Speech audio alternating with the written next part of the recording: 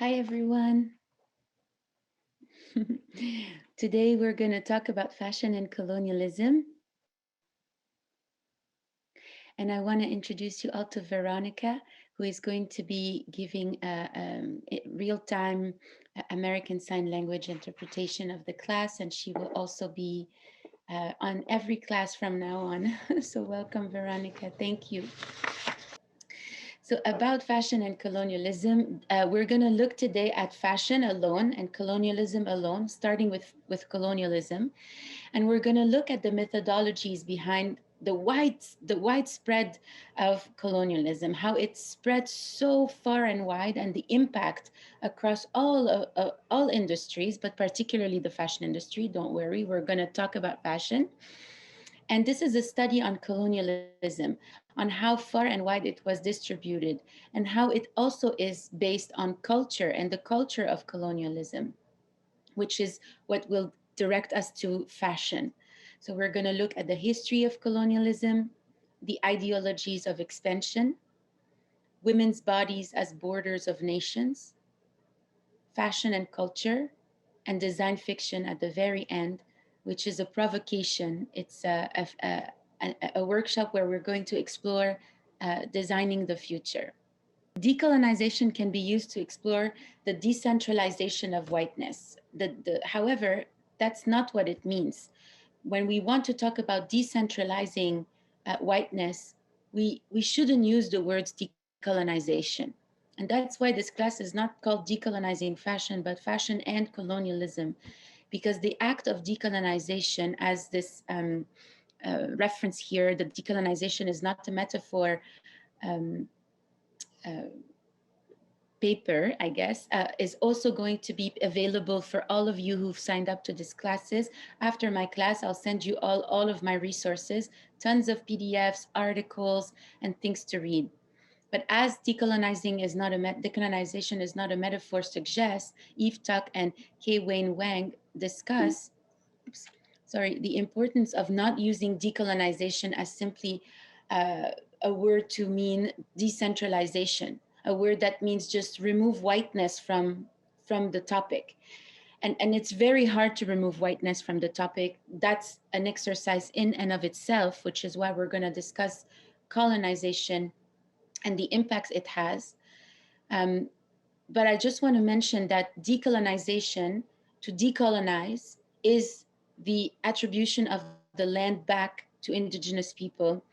And even in that notion of land back, in the independence that we have seen in the early 60s, 70s, 80s, in some of the countries that were colonized and got their independence back, it's not a fully decolonized uh, country.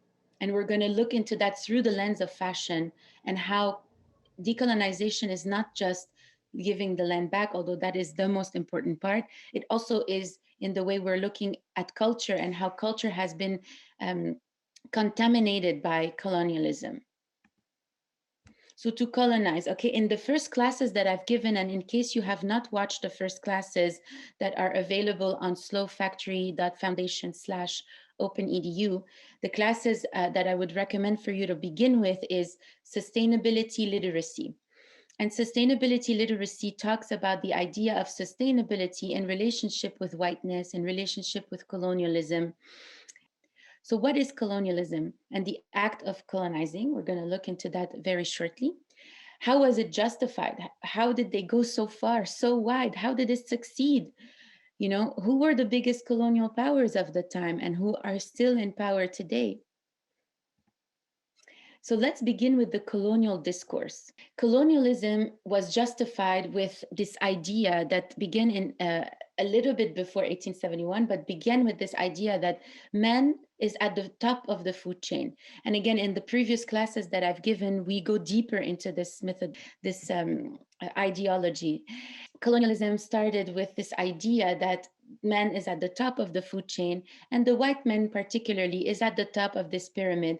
And through colorism and through a system of colorism and caste, has identified itself to be at the top of several other people and peoples. And this was justified afterwards with this idea that colonialism was a stewardship of the white man to educate the rest of the world, to advance them. But colonialism did not start then. It did not start with the 1400s or the 1500s, or even with La Réforme intellectuelle et morale, which is this whole book that justifies this idea of colonialism. It started way before with of course, as some of you may know, the Greek Empire, the Roman Empire, and even prior to that, through several tribes that were colonizing one another, but that aren't a part of the common history that we teach in school. There are also several types of colonialism. Here, I'm moving our screens. There's settler colonialism, that is the most popular, which basically involves large-scale immigration, often motivated by religious, political, or economic reasons. It aims largely to replace any existing population.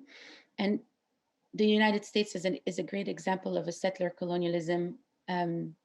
So is Australia, Canada, New Zealand, and here we have even Turkey is a great example.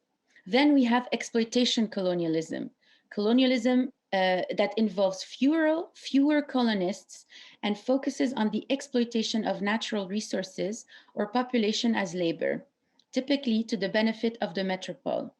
This category includes trading posts as well as larger colonies where colonists would constitute much of the political and economic administration. Prior to the end of the transatlantic slave trade and widespread abolition, when indigenous labor was unavailable, enslaved people were often imported to the Americas, first by the Portuguese and later by the Spanish. And that was also to build the cotton empire. That is a class that we will be giving as part of open education, the history of cotton that will be taught by Teju, that you can attend to a little later in the next couple of months. Then there is surrogate colonialism, involves a settlement project supported by a colonial power in which most of the settlers do not come from the same ethnic group as the ruling power. We're going to look deeper into the surrogate colonialism as it ties very intimately with fashion. Internal colonialism is a notion of uneven structural power between areas of a state. Again, the United States is a great example with how Black and Brown and Indigenous people are treated within the United States. We can say it is an internal colonialism. National colonialism is a process involving elements of both settler and internal colonialism, in which nation building and colonization are symbolically connected, with the colonial regime seeking to remake the colonized people into their own cultural political image, which we're going to look deeper into it as we go into fashion and colonialism and culture. But fashion, we could argue that the fashion industry is a surrogate colonialism, and we're going to develop on that and see examples of how that is the case. Surrogate colonialism involves a settlement project supported by a colonial power in which most of the settlers do not come from the same ethnic group as the ruling power. They also benefit in extraction of resources and extraction of labor for the benefit of the metropole. In previous classes, and if some of you follow me from before, you know that fashion and colonialism is something that I've been talking about since 2013. And in 2016, with an article that I was invited to publish in The Cut, New York Mag The Cut, that discussed sustainability and colonialism. If you want to talk about sustainability, you have to talk about colonialism because the two are intertwined. In the previous classes that we have developed with Slow Factory, with open education and how open education began, we have three classes around sustainability literacy where we discuss this map in deeper than now I'm going to do, because now I just want to reference it, that what this class is about is not just the trade routes that I've exposed a while ago, or that I talk often about, and that has inspired a lot of the work around decolonizing fashion and anything that you would Google around fashion and colonialism. Lots of people reference these maps, the maps where if we trace any type of resources that are being used in the fashion industry and other industries as well, they map identically with trade routes and colonial trade routes, particularly, that are still in active today. So maybe colonialism is not a thing of the. I mean, which which brings me to colonialism is not a thing of the past. Maybe colonialism is justified as, well, look, these countries have their independence, but as we're going to look into it deeper and deeper, these countries may have their independence, but they are still being oppressed from colonial powers, whether economically, culturally, from waste streams landing in their land, and so on. We're going to look into some of these things together. So, fashion and colonialism, it goes beyond the trade routes into a domain that I would like to explore with you as culture. So, the ideologies of expansion. How did they manage to go so far, so wide, so fast? Through religion, fashion, and media. We're going to look into that together. And the three go hand in hand. One of the main notions of colonialism is this notion of universalism, to basically create a universal language, universal peoples, people that look like you and me, but not like you and me because it's impossible. We all look different. But universalism is a founding philosophy and ideology in colonialism.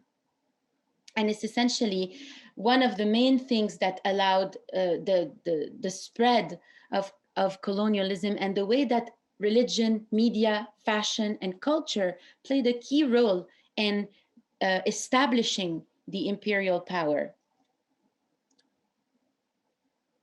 So, for example, universalism, Alexander the Great, for example, one of the greatest conqueror of our time, that at least was recorded in history that you would perhaps learn at school. But as I was doing this research and working on this, and as I'm working also on a book that I'm trying to finish writing, a lot of the research is very hard to find, because when you type in colonialism in Google, it begins in the 1400s, 1500s. It does not explore the kingdoms that were being colonized and developed closer to the beginning of I don't even know what it's called, but it's basically just before Jesus Christ was born and after Jesus Christ was born. And I guess because of the way Christianity has been developed, Jesus Christ begins the year zero. But of course, we all know this is not true. This is not how the time started. Um, However, Alexander the Great was a big fan of universalism, and he would encourage his men to mingle with the local folks, and to even take wives from the local tribes, and to adopt some of their language, some of their clothing, to kind of blend in. So instead of forcing the local communities that they would subjugate to look like them, they started to try to look like them themselves. There was an exchange of culture and an exchange of fashion and languages that were happening at that time. But even through that, the Greeks were still believing they were the most superior race. So you see, this idea of a superior race started long before the 1400s, long before the Europeans of the global north adopted this philosophy and ideology. We could say it started with the Greeks, but maybe it started before that, because the Greeks stole a lot of information from other tribes. I hope this did not start in a tribe in the Middle East. Anyway, I wouldn't be surprised if it did. But the acquisition of Christianity was a very big part of the expansion of the colonial power from the Mediterranean all the way to the global north, and all the way to the Americas, and all the way to other countries like Australia, New Zealand, and so on. So, for some very quick history here, okay? Jesus Christ was born in Palestine. Okay, he was a revolutionary. He did not, you know, please the Roman Empire at the time, and he was also not very well accepted by the ruling class that were trying to please the colonial power to have the least type of interaction with them. Jesus Christ, big story. Everybody knows a part of it. This is not about Jesus, by the way. I'm so sorry we're entering Christianity, but Christianity is a core concept and ideology in the expansion of colonialism. And again, this is a lecture. This is not a deep dive into Christianity. But after 300 years of persecuting the Christians, the Roman Empire decided, you know what? Let's adopt this religion. Let's make it in as at our image, and let us use it for us to be able to have a more concrete ideology and justification for the expansion of our empire, because they were being threatened by other forces at that time. And again, this is a political decision. This was not, let's use Christianity because I feel God in my bones or whatever, because the Jesus Christ himself has inspired so many revolutionaries. And the way that he was talking was that it was anti-institutional. It wasn't like create a church for me. It was not anything like that. And that was why the Roman Empire persecuted the early Christians in subjugation and in to try to control them, because the religion itself is not about control. But as they adopted it and created it, oh, people want me to slow down. Okay, I'm going to slow down. So sorry, I just got the message. The Romans, they love this idea of Christianity 300 years after persecuting and killing most of the first Christians and erasing the books and the proof and all of that. They adopted the religion, they put together a book, they created Jesus at their image and this idea of Jesus, and they continued the emancipation of their empire, particularly, as some of you would know, the Crusades. And that's how it began in that Christianity became a strong symbol in the colonial empire, and as we see it today. And funny enough, universalism is also something that Christianity developed in terms of an ideology. Universalism is a school of thought in Christian theology that focuses on the doctrine of universal reconciliation.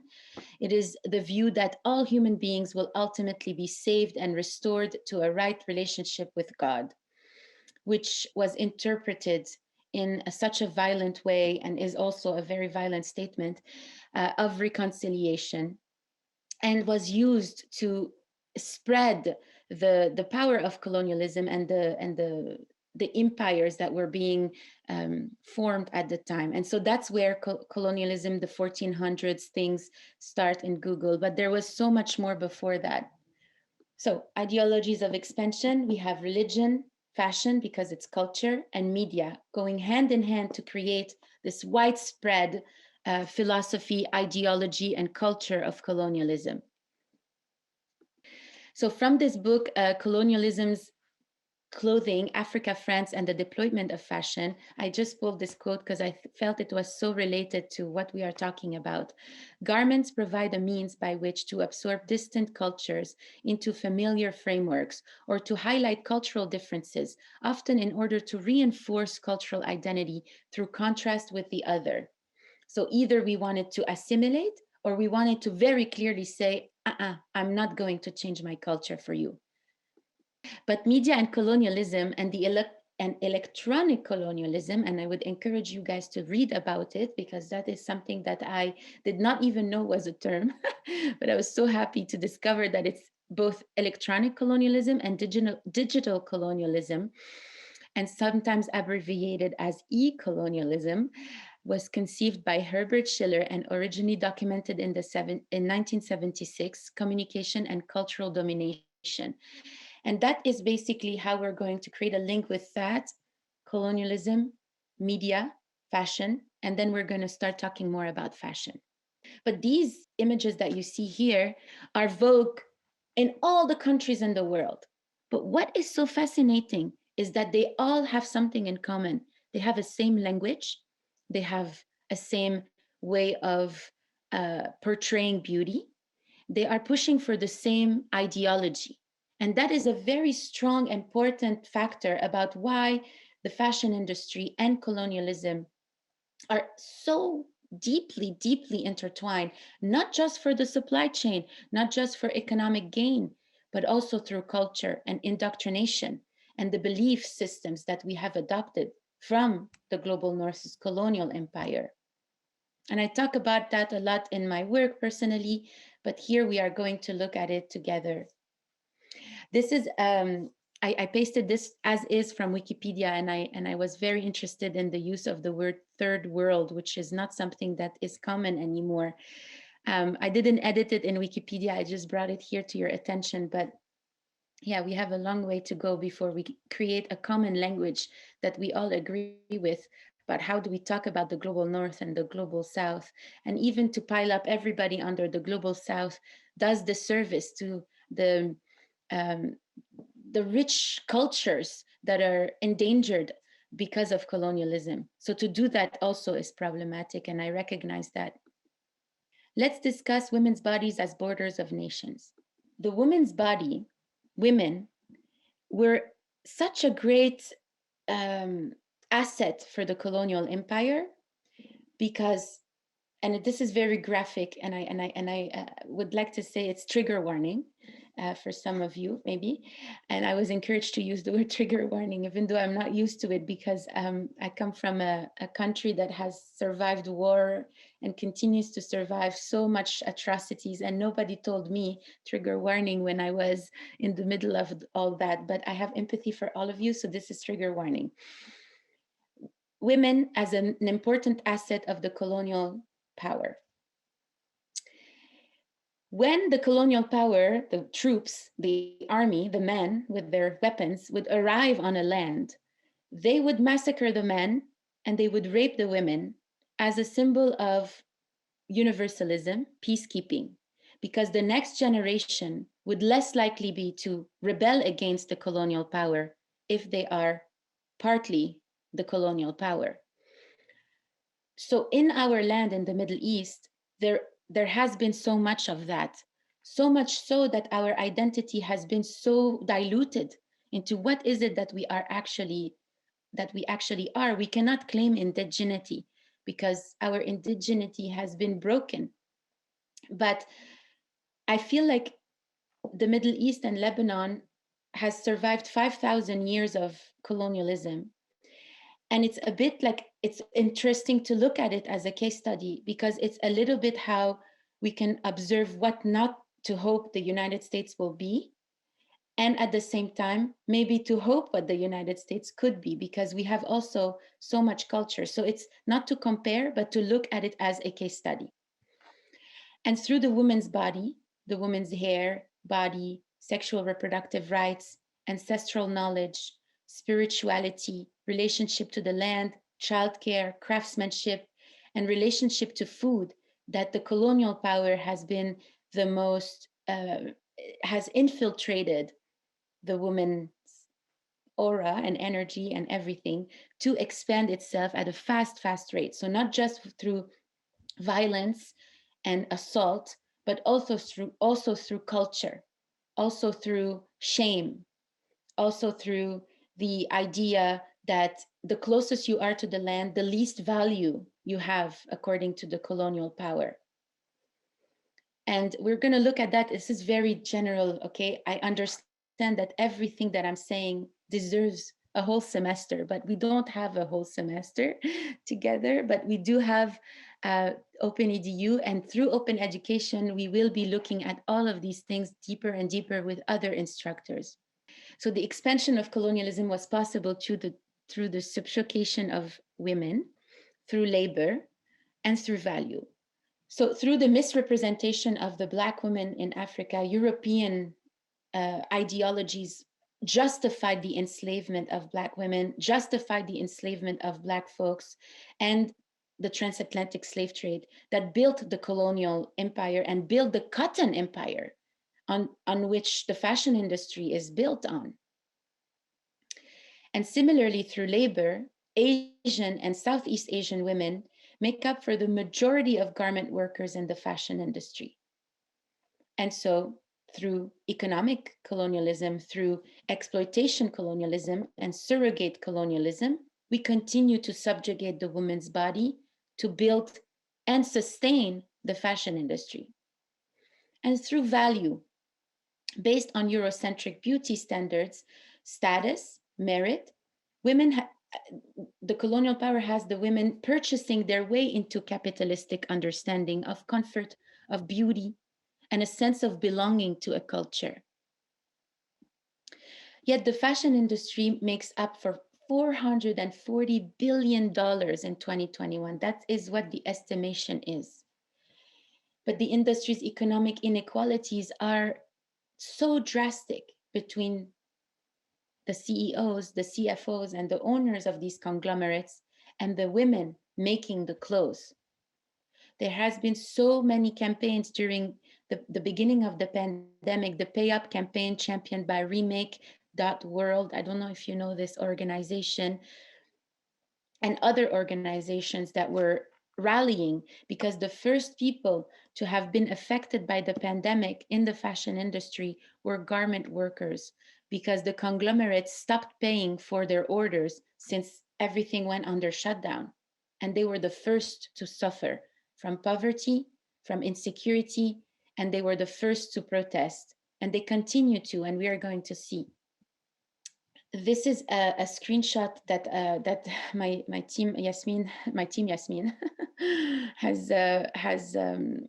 taken, and in fact the women here, the woman that we see here, allow me to just go back, has been tortured and imprisoned by the her government. Anyway, I can share a little bit later. I don't want to be distracted, but if Yasmin can be helpful here, find me the name of this woman that is in our group chat on the Slow Factory Instagram. Thank you, Yasmin. Anyway, so what's going on right now is there is a big uprising in India, and the farmers are rebelling. There's a revolution around the farmers, the cotton farmers, because of the way that their government has created a new economic reality for them and their the traders of the cotton to basically lose their economic security of a certain price that is a price that's predetermined for each crop. It's a bit more complicated than that, but long story short is that the relationship between the farmers in India rebelling, the garment workers rebelling are also connected. And in an article that Jack Jill wrote in The Business of Fashion, it's an op-ed, Why Fashion Has a Stake in India's Farmers' Protest. I also will include it. Her name is Nodeep Kaur, and she has been imprisoned and sexually harassed, assaulted, and tortured at the moment. And so we demand to rally for her to be freed because she is a protester.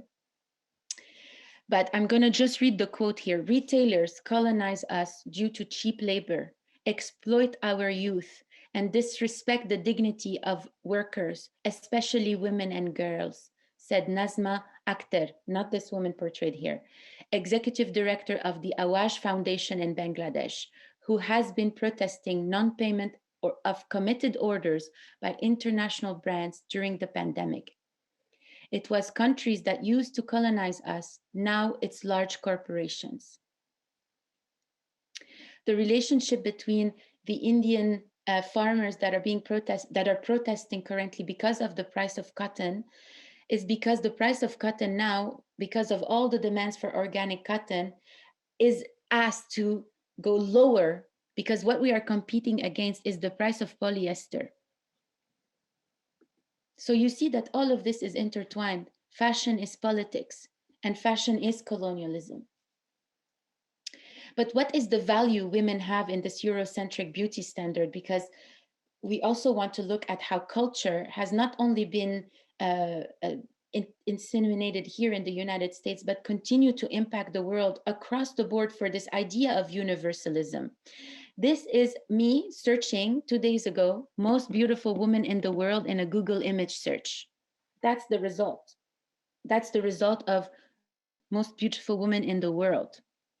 There's a problem here because what we are seeing is colorism, texturism, featureism, mannerism, and linguistics. We don't see it in the image, but we can see it through the clothes, through the expression, body, the shape and size of the body, These are the standards that universalism, alive and well today through the fashion industry, continues to oppress cultures around the world, continues to dictate what is beautiful, what is valuable. And through fashion, we continue to impose and oppress nations around the world, not just through the ideology. I'm going to look into how also through fast fashion. So fashion, culture, expansion, and erasure. As some of you may know, in North America, particularly in Canada, there were schools that were residential schools that were built to kidnap Indigenous children from their families and force them to assimilate into this Europeanized culture, universalism again. And this is an example from Canada in 1897. And if you want to go deeper into that, there are links in the newsletter I'm going to send you right after this class that has more links about the assault that has created on the indigenous culture, and not just through the trauma of separating children from their mothers, but through also this cultural erasure, this broken link between their traditions and the way they relate to the land, they relate to women, and they relate to their culture. But I'm using this as an example because we are here in America, and I want to acknowledge that when we talk about colonialism here in America, it's important to acknowledge that it's still alive today.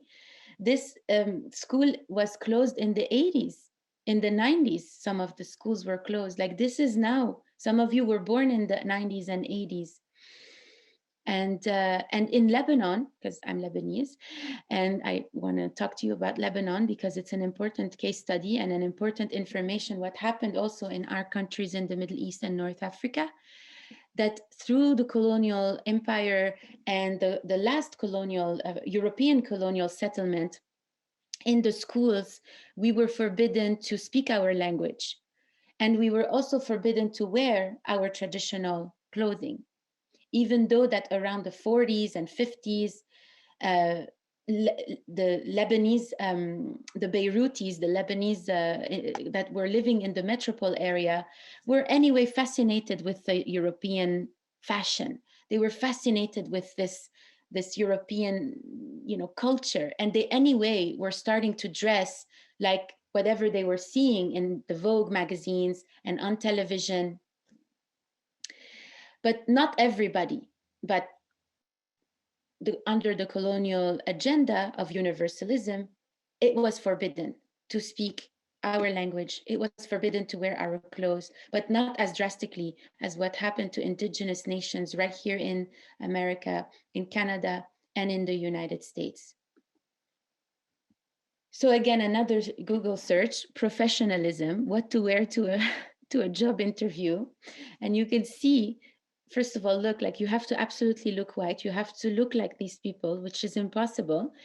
And universalism and the value based on standardization and corporatism has a big part of how fashion has been able to also expand its empire with an economic reality to create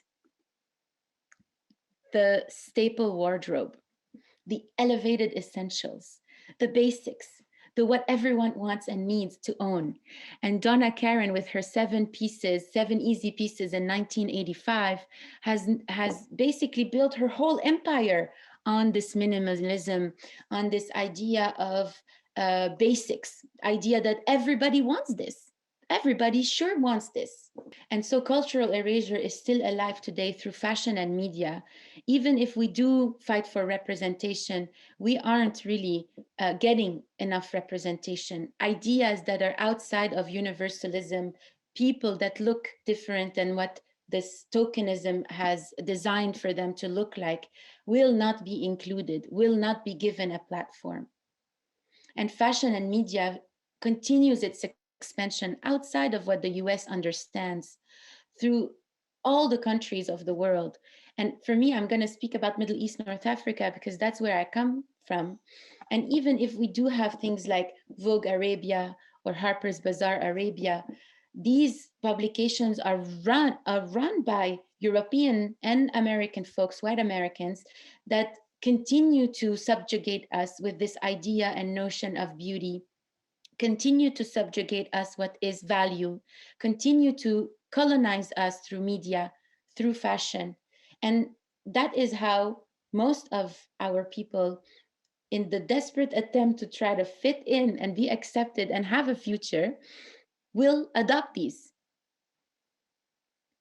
And so these oppressive aesthetics, which is a term I am developing here at Slow Factory, uh, oppressive aesthetics come in many forms. They come in forms of an Instagram post. They come in the form of fashion and how fashion is being disseminated and widely distributed. It's how it's being made, yes, but it's how it's being distributed as well. And so this genes comes from the Is Fashion Modern checklist that Paola Antonelli built for the MoMA exhibition on fashion. And she has 112, I guess, items that are the fashion items. And I really encourage all of you to take a look at her selection and see for yourself what fashion is and how it has been adopting from other cultures. Yes, cultural appropriation, that is true, that for certain occasions we have been and we continue to be exploited, especially for festivals or for galas or for things that are out of the ordinary. But most of the time we live in a time of ordinary, and to fit in the ordinary is oftentimes a question of survival. And to fit in, it's a very triggering thing, because for some of us, we had to abide by these things, not just from a fashion standpoint, but from a cultural standpoint. You know, very personal story. Like, my name is Céline because I was born in a war and my parents knew we had to leave. And so that's why my name is Céline. It's my passport. Like, I could exit, I could leave, I could go somewhere else. And I've always felt so sad about my name because I don't want to have a French name. I want to have an Arab name. I want to, be closer to my culture. But these are the things that we did to survive, to still be here today. And maybe I change my name soon, but maybe not. I don't know. But I just wanted to say that it's the distribution of these aesthetics are also not just about the distribution, but the adoption is out of survival. Here it's from this book, and I will add the reference. I just realized that no, I did add the reference, sorry. But this book, Fashion and Post-Colonial Critique, is a wonderful book. I recommend it. Somebody texted me on DM and said, do you really recommend it? Is it really worth it? And I think so. If you're interested in these topics, for sure. As European colonialism in Africa flattered in the mid-20th century, fashion became an expression of a renewed sense of cultural identity, and the concept of contemporary fashion took off. And through contemporary fashion, through this idea of being modern, of modernizing ourselves, we were subjugated to this monocultural um, stream of and culture, and we adopted it. We are reaching the end of the class, but I want to end with a design fiction. So for some of you who don't know design fiction, it's a concept invented by white men, and they invented that to do,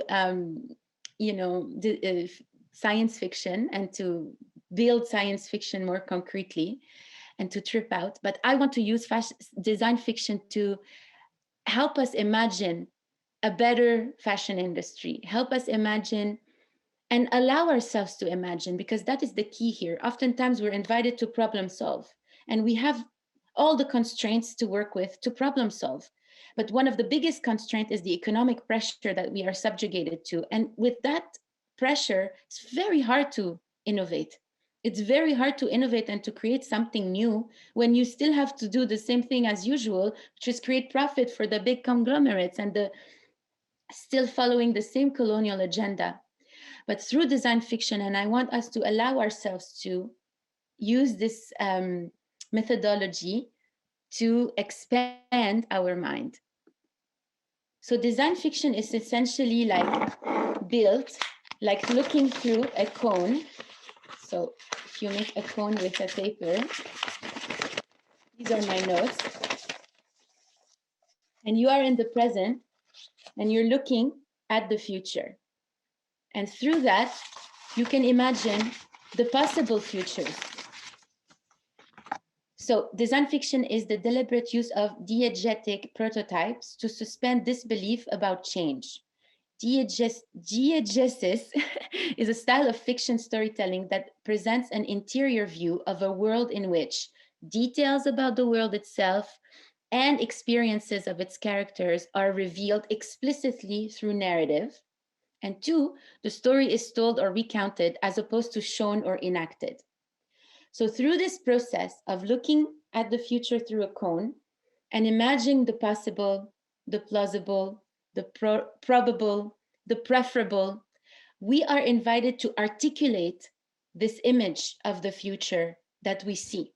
And once we articulate it, I'm not going to say it's going to magically appear, but we are closer and closer to imagining and creating and like manifesting something completely different.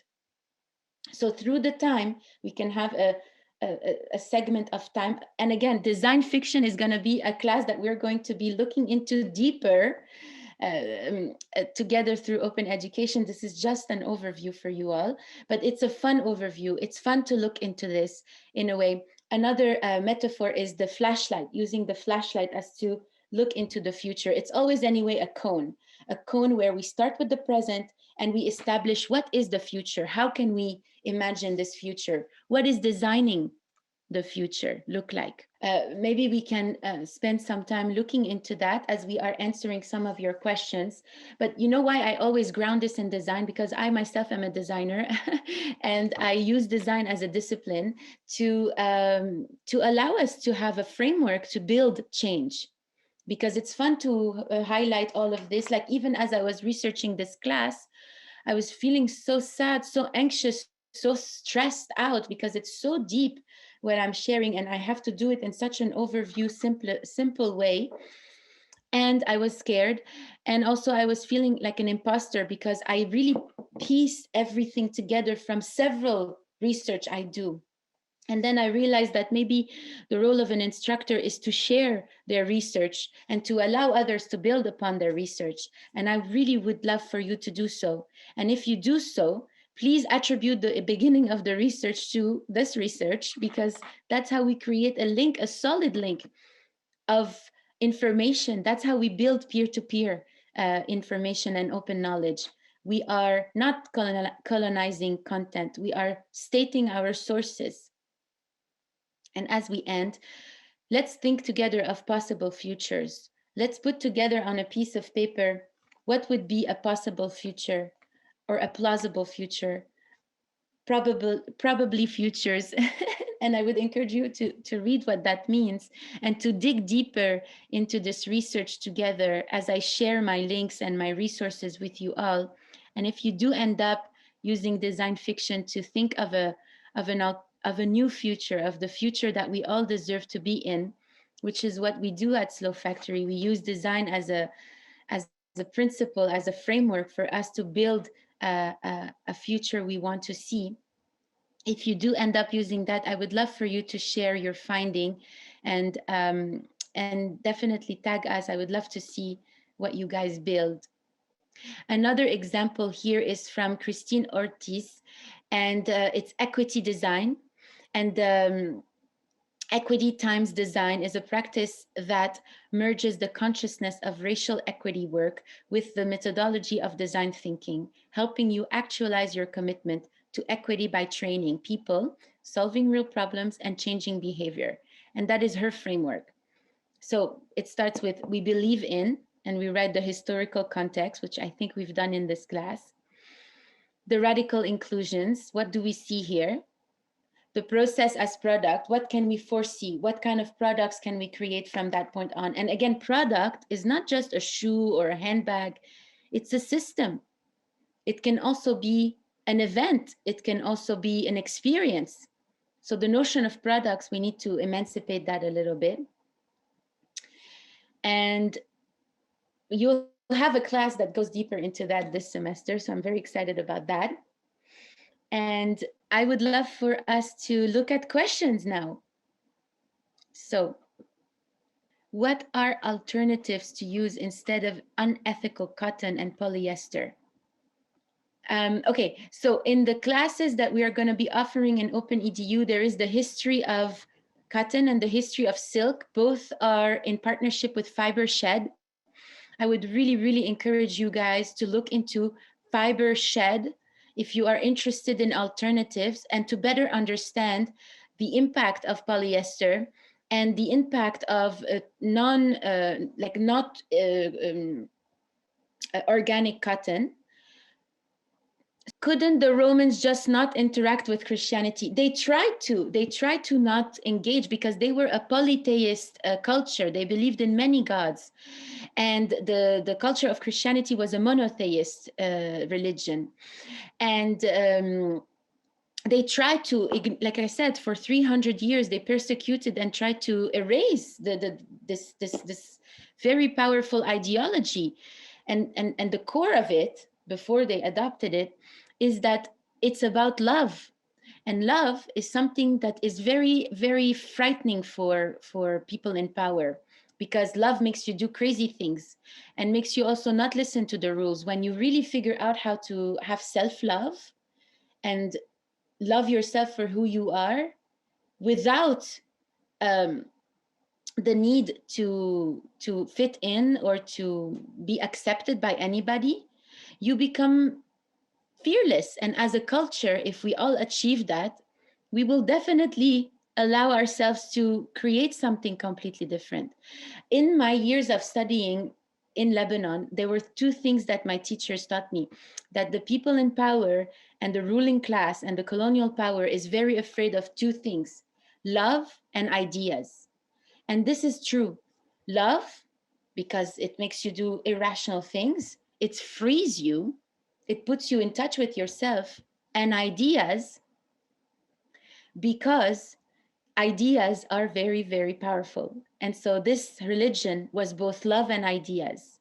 The idea of you don't need the institution, God is inside you and all around you. That's super threatening for a colonial entity. And the idea is that everybody deserves love: women, um, sick people, everybody.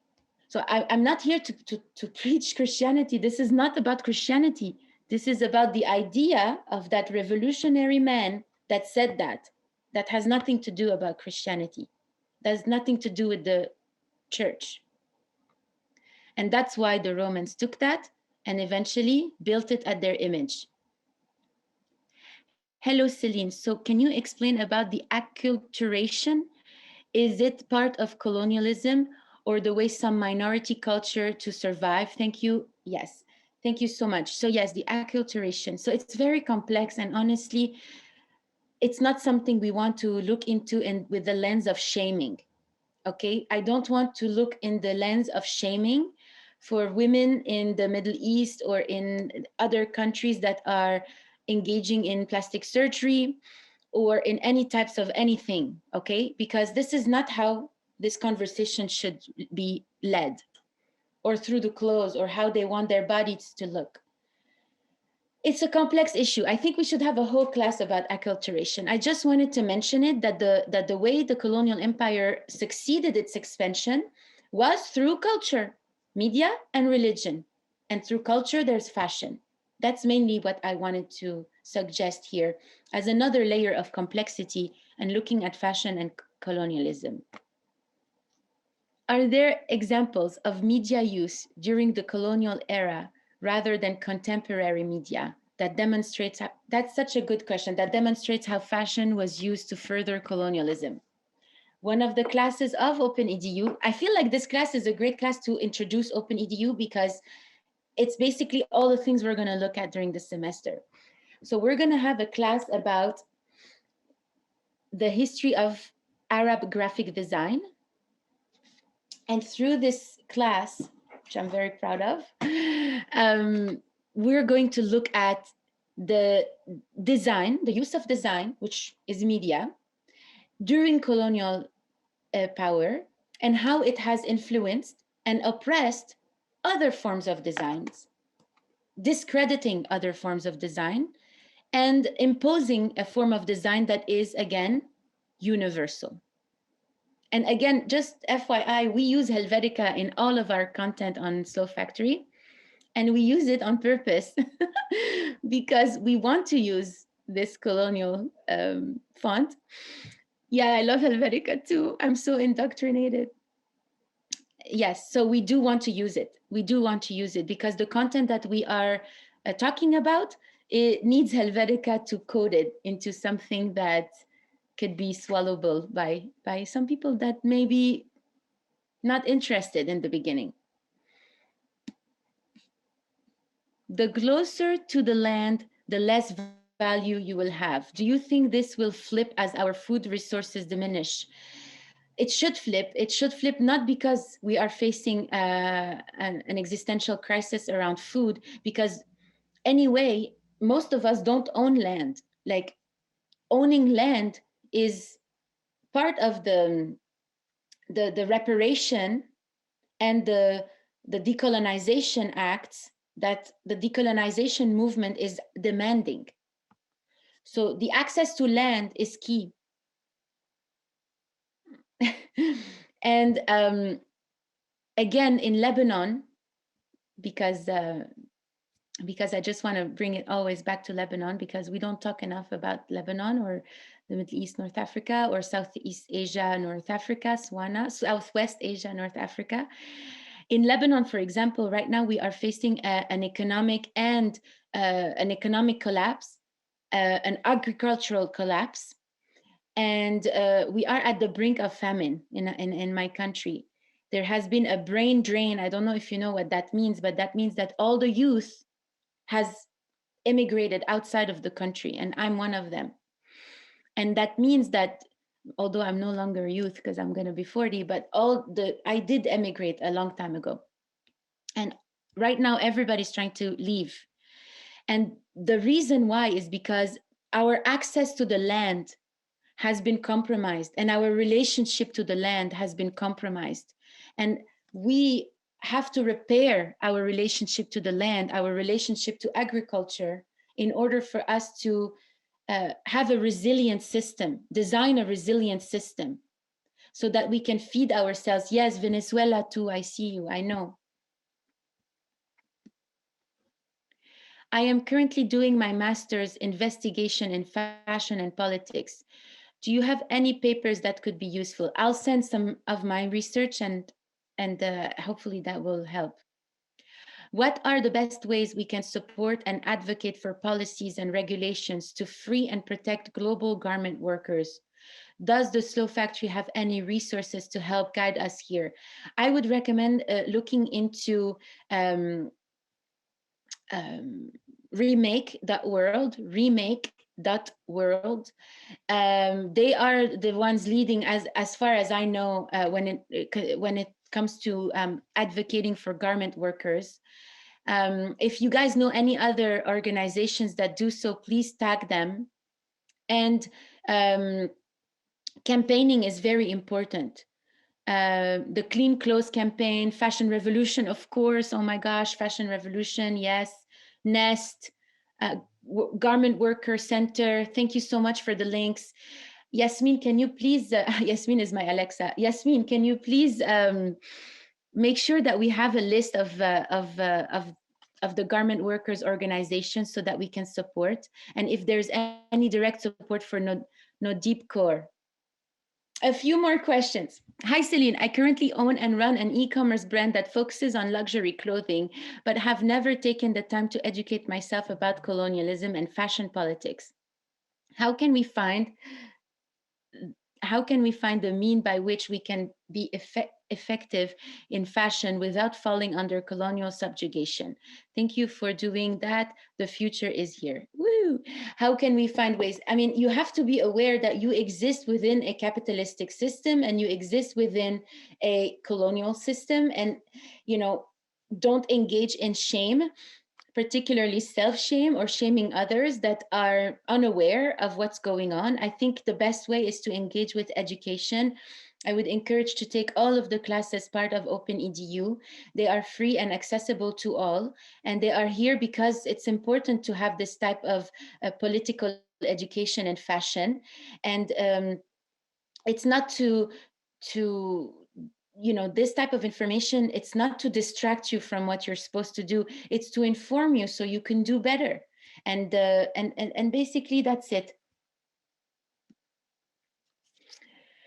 Okay, two more questions. Hey, Céline, thank you so much for this class. Speaking of Eurocentric beauty standards, what do you think of this trend of white women trying to adopt Black, Middle Eastern, North African, and even Asian features?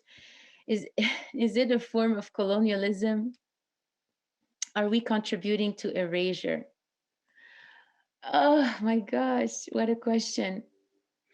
I feel like, yes, no, for sure. I mean, it's so complex again, like it's not easy to respond. It's definitely the privilege of the colonial power to take whatever they want to take, to discredit whatever they wish to discredit. And when they want to take it for themselves, they adopt it either as a costume or as a way to stand out just for one night, or in this case, through plastic surgery, as a way to look ethnic, to look different. Because I think that looking different is going to start to be exotism and Orientalism.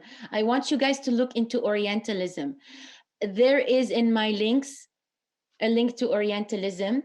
There is a book I can recommend you guys, Orientalism by Edward Said, of course, thank you. And also this book, I'm always surrounded by books. I love books. Shout out to Edward Said, who coined the term Orientalism, who coined the term post-colonialism and the studies of observing colonialism. Yes, yes, yes. Edward Said is our king. Oh my God, Mona Haidar, hello. You should be teaching a class about Christianity. Anyway, the politics of dispossession is a great book. Aja Barber suggested another good book is If I Had Your Face. Ooh, I never saw this book before, so I'm gonna definitely look into this book. Oh, and guys, Slow Factory has a Slack channel. So please, please, please join our Slack channel so we can continue this conversation. The link is here by the Slow Factory team. You got to click and connect to Slack and join us in chatting together, because we would love to talk to you all the time. And therefore, we can share resources and links and continue building on this together. So join our Slack channel. Thank you so much. One last question. If it seems the Middle East, North Africa region suffer from double colonization, how have you found evidence of this in your research? Thank you so much, Sun, who asked this question. Not just double colonization, but a multi-layer level of colonization. It's so complex to dissect that it's definitely been the topics of my focus and my research. And the way that I try to explain this using fashion as the medium here to explain this is through media, and it's through religion. And fashion has a big part to play in how the Middle East has adopted certain values of the Western colonial empire under the guise of being more modern, being more evolved as a species. Because that was the whole colonial discourse, is that the way that it was justified is it was for the deep belief that they were civilizing people. And the damage, the cultural damage, the philosophical damage, the damage at so many levels that this has created has basically created the fact that the Middle East suffers from a cultural erasure to the level, at an acute level, where children born in Lebanon right now, most of them don't speak their own language if they are born in the capital. And the ones born outside of the capital, they face 90% of illiteracy. They're not even at school because the schools are still colonial schools established on our land. We don't even have the way to reform our own education when we are simply fighting to feed our children. So they don't speak their own language. Me, I don't know how to write Arabic. Okay, I escaped with my parents when I was a kid, Lebanon, and I didn't learn how to write Arabic. I'm the only sibling who doesn't, because I'm the eldest. And so I was kind of like, I didn't learn. And my siblings, my younger brothers and sisters, they know how to read and write Arabic. So we are facing the erasure, not just of our culture, but of our language. And that's why I want my kids to learn Arabic and to read and write. And that's why I'm learning with them, because it's such an important way to maintain the connection with our culture, our philosophies, our ideologies that are outside of Western construct. So go to Slack. Let's continue this conversation. Thank you so much. I really loved it. I hope you enjoyed it, and there will be more. This is a great introduction for everything that you will see throughout this semester. And let's keep reading, let's keep thinking together, and share your resources with us within Slack. We're going to be super active on Slack. And thank you so much, Veronica. Thank you, Christine Sun Kim, for recommending Veronica. And thank you to Adidas, who has allowed us this year to continue and to allow us to continue providing free education. We are so grateful for the Adidas team, particularly Aisha Martin, who is our partner there. And thank you so much, everyone. Bye.